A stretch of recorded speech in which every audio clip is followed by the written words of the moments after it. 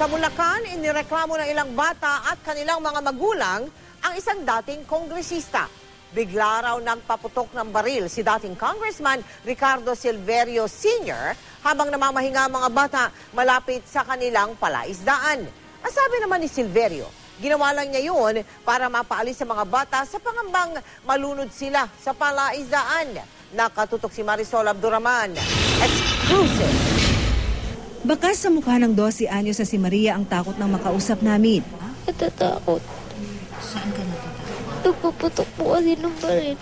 Sariwa pa raw sa kanyang alaala ang nangyari sa kanya at sa 3 iba pang kapwa-bata noong Lunes sa barangay Maginaw, San Rafael, Bulacan. Nagbibisikleta raw sila nang maisipang magpahinga sa isang lugar malapit sa palaisdaan nang bigla na lang may nagpaputok ng baril. Sa takot nila, napatalon daw sila sa palaisdaan. Pero muli raw nagpaputok ang isang matandang lalaki na tinawag lang niyang Tata Carding at napag-alamang si dating Bulacan Congressman Ricardo Silverio Sr. Paano mo nalaman na putok ng baril yun? Nakita po namin siya. Yung pagpapaputok ba niya ng baril, saan yung direksyon? Pataas? Sa taas po. Dali-dali na raw silang umalis sakay ng kanilang bike. Kasama niya noon ang 13 anyos ng kapatid na si Elena.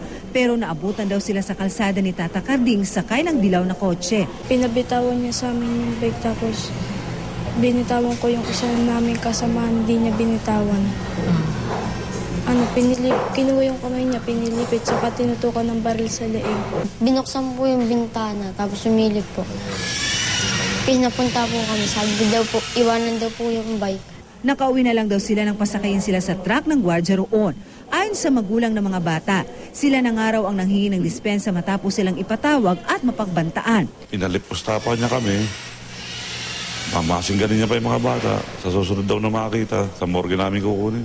Kanina, dumulog ang mga bata kasama ang kanilang mga magulang sa Women and Children's Protection Division ng CIDG para ireklamo si Silverio. So, mas paniniwalaan sila ng batas. Since na i-file na po ito at diretso po sila, may abogado po pala sila, ay hindi na po namin po pwedeng, hindi na po kami pwedeng mag-imbestiga at magsampa ng kaso ng doon pa rin sa pangyayari na yan. Yung forum shopping na po yun. Nireview ko lang po namin yung kanilang mga statements at nagbigay po kami ng payo sa kanila. Inirekomenda rin ng CIDG na isailalim sa counseling ang mga bata. Ayon sa Public Attorney's Office Upao, kung tutuusin, trespassing daw ang mga bata o illegal na pagpasok sa isang lugar. Pero sa kaso raw ng 3 bata, itong Juvenile Justice Welfare Act, pag ang bata ay ang edad ay 15 years old and below, ay hindi pwedeng makulong, hindi pwedeng makasuhan ng kaso kriminal. Pero may pananagutan rin daw ang nananakot. Pananakot pa rin yun. Ay sa harap ng may epekto sa mga bata yun. Child abuse pa rin yun. Hindi naman itinanggi ni Silverio na nagpaputok siya ng baril. Pero ito raw ay para balaan ang mga bata na naliligo sa kanilang fish pond. Binusinahan daw niya ng sasakyan pero nagsitakbo. Itinanggi naman niya ang umano'y panunutok ng baril at pananakot. Ba't ka tututok ang batang maliligo, tututukan ko ng baril? Common sense dictate. Opo.